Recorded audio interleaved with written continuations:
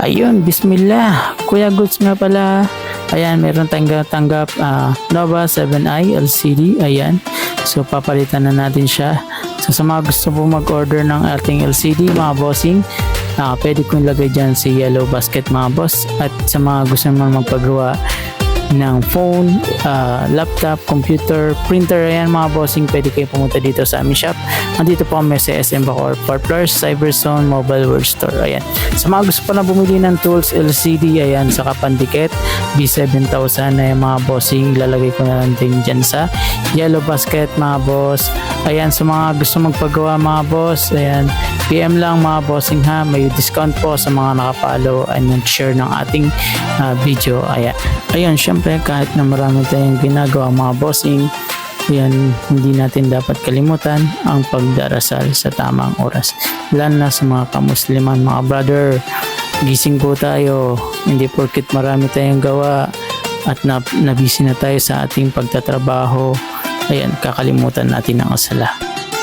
Ito yung malaking kasalanan na magagawa ng isang mananampalataya. Mga brother, gising.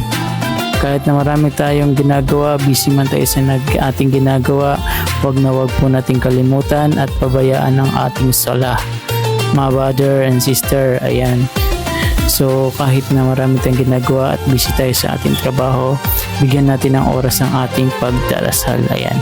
5 beses sa isang araw na pagdarasal. Ayan mga brother and sister ha.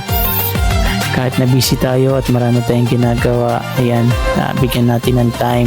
Ang sabi nga ng Prophet Muhammad sallallahu alaihi wasallam, ang pinagkaibaan ng non-Muslim at ng isang Muslim ay ang pagsasala.